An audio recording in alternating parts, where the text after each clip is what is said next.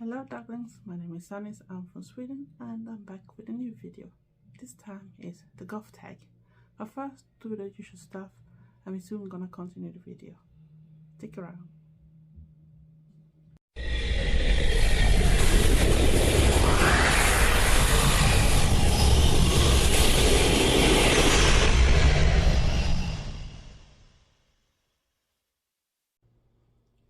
Hello darlings, my name is Sunny, I'm from Sweden and I'm back with a new video. This time I thought we should do the Goth Tag. And I'm gonna read the questions from a paper. It's not me that have found them out. I could find them on the internet. And I know a lot of other YouTubers have done it through the years. But you know that I'm an Eldergoth. I was born in 68. So I've been around for a while. So, should we start? I think so. We start with question number 1. How long have you been a goth? Yeah, that's very hard to say because during the 80s, when I was a teenager and young adult, we didn't first even know the label goth, but I did enjoy the music already back then. I didn't fit completely in the different groups. I was sticking around with people because I liked a little other type of music than that. I could still listen to their things, but it was not me 100% either way. But I still loved the music before I even knew the label goth. The label goth came in the end of the 90s or something like that, before I knew what I was. Maybe earlier than the late 90s, but I don't remember because we didn't have internet back then, you know. And question 2. How were you introduced to goth? That's a hard one too, because no one really introduced me.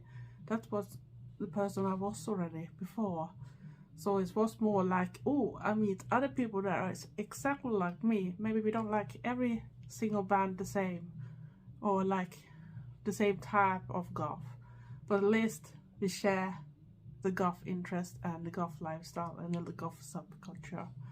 So that's not an easy question too, because like I said, back then we didn't have internet, and I don't think internet started really good before closer to 2000. Before that, internet even sucked back then in 2000, because we didn't have all the fancy stuff, and during that we didn't have that type of fiber thing that internet is today, that people have even in the phones, because we didn't even have the mobile phones back then. We had an old-fashioned one with a cable. Further, question 3. What gothic subgenre would you put yourself in? I'm really like that. I don't want to really put myself in a box, because I can love a different type of goth music. It depends on my mood, it depends on the band, it depends on everything. It could be something that I like with that type of band, but not with maybe the next band that is in the same one. But if I must put myself in the box, it should be the trad goth, because that's where I actually started to listen to lots of bands like Sisters of Mercy, Fears of Nephilim, and similar like The Mission UK and that type of thing. So you see, trad goth, if I need to put myself in the box, it's gonna be trad goth. And number 4, what do you believe to be the basis of the gothic subculture? The basis. The most important base, I think, is music. No matter what people say, is the music is the base. If we didn't have the music, you shouldn't have the DJs. And without the music and the DJs, we shouldn't have the goth clubs, because then everything should be just the same. It's not goth club, you know. So the music is the main base. But after that, I think even the vision with how you look, no matter if you had done the things yourself or if you have bought it, you can put together everything in your own style. I just feel a little sorry that so many want to copy other people completely off, a rip-off, because goth is about even be creative, do your own thing about it, and you don't have to look like a goth to be a goth either. So that's why I said music is the main thing. But of course, we share a lot of other things. We love to be in the cemeteries. We love to be on cultural things that is with a more old-fashioned type of style when it comes to the medieval type of things and that. Because I think that's why Victorian goth still is a big thing too. because people like to dress up, people like to do these things. And if you have that environment too, it's even better, because then you're gonna have amazing pictures, amazing videos, whatever, because it's all about everything. And if you can put the music in the background too, perfect. And then we go further. What do you dislike about being goth? I don't really dislike anything. Why should I dislike everything? Because then I should dislike myself. Doesn't that feel very stupid?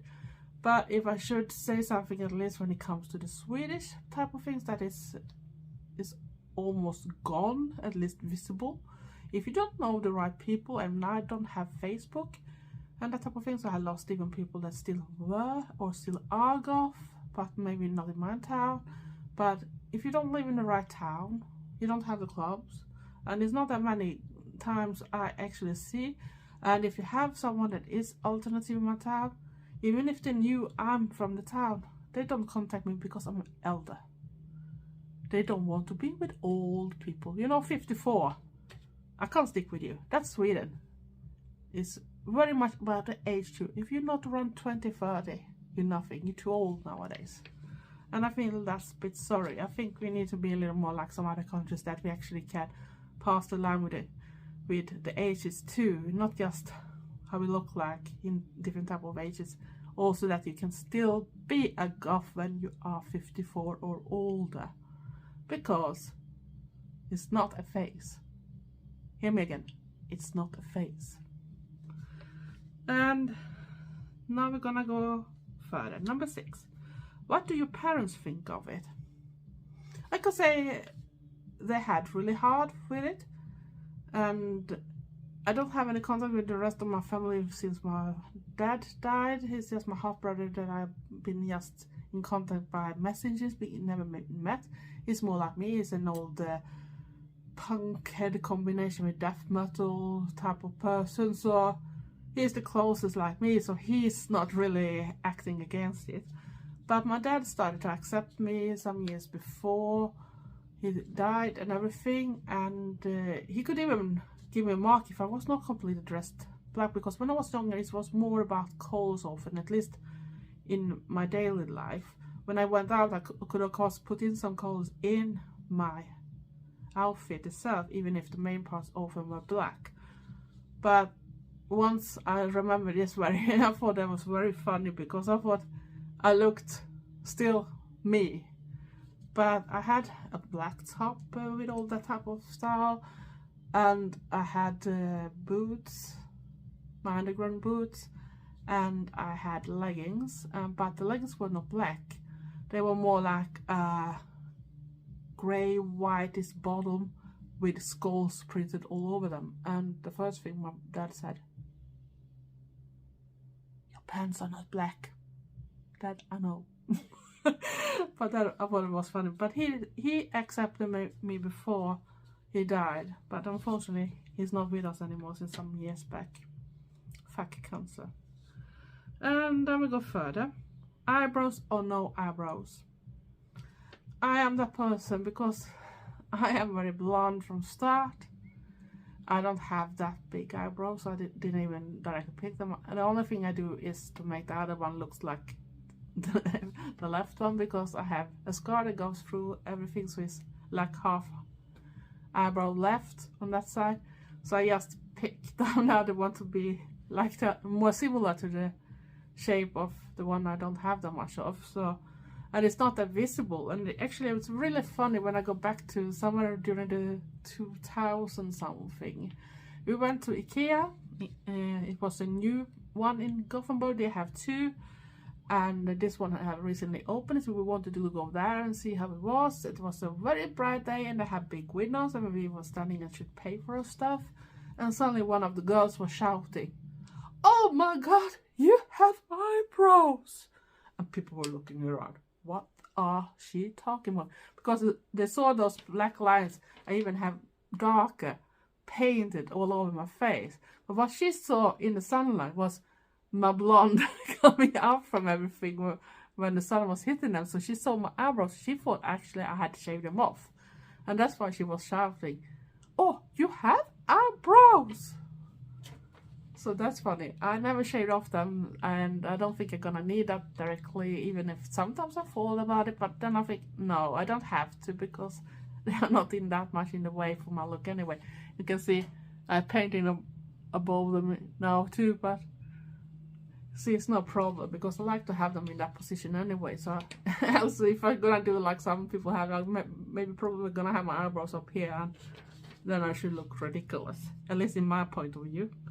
They see it in that, but I don't see it in that type of things, because I'm so used to see my eyebrows where they are. Just sometimes change the shape on them. That's the only thing I do. And then it comes, what's your favorite band? Do I really have to tell this once again, because I already mentioned it once in this video? If you follow me for a while, you should know by now my favorite band number one, if I need to pick just one, Sisters of Mercy. It's always gonna be Sisters of Mercy. I just a little sorry that I never had the chance to see them actually when Patricia still was in the band, because I love Patricia, especially when she was playing and was in the videos too, because she was the goth queen number one for me during that time. She looked exactly the way I wanted to look, with this big black hair and makeup and the clothes and everything. She was everything I couldn't be during that time, because during back then I have to be like my parents wanted me to be, so I didn't have that much to say about it. So it was a little strict in my household, so at least it was my dream. And then we go further. Your opinion on Marilyn Manson. Yeah, if we just don't count with the latest years of controversy, he's that type of artist anyway. But it's showed up a little more things, so people take things we don't want to be connected with him. But number one, Marilyn Manson is not goth. He might have an appearance that he look like something that is goth or something, but the music is not goth, he's not goth. That's all I can say. But I know that back then many goth clubs could play him anyway.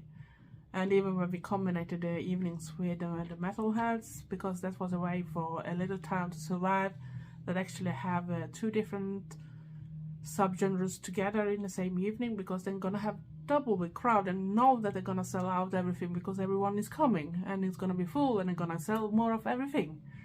So then they could play Marilyn Manson a lot, and people still enjoyed it back then, because we didn't know that much was going on before some year ago. But it's a little hard to judge, because you can judge the person itself, or if the person had been in a band, you can't judge the whole band for being with the person that maybe don't even know what's going on in the background, because not all secrets are shared secrets, if you know what I mean. But I still like the music, but I don't agree about things he have done. That's what all I can say about Marilyn Manson. He's not goth. And the last questions. What were your baby bath days like? Baby bath days. It's a little hard to say because I didn't even know the term goth back then. But I can tell I came from a smaller village outside this town I'm living in now. But I'm still living outside the town still, so I'm not living in the town. So, but this was a much more smaller place. And to survive with all kids in that type of age, all kids that wasn't the mainstream one was actually hanging together. It was the metalheads, it was the punk heads, it was the synthare, we call them. And synthare was people that actually listened to that type of electronic music, that Depeche Mode, Kraftwerk, Front 242 and similar bands are playing. But they were called synthare. But in some type of things, people now from other countries count them into some bits of goth, not all, but some bits of it, or you can understand where they're gonna suit.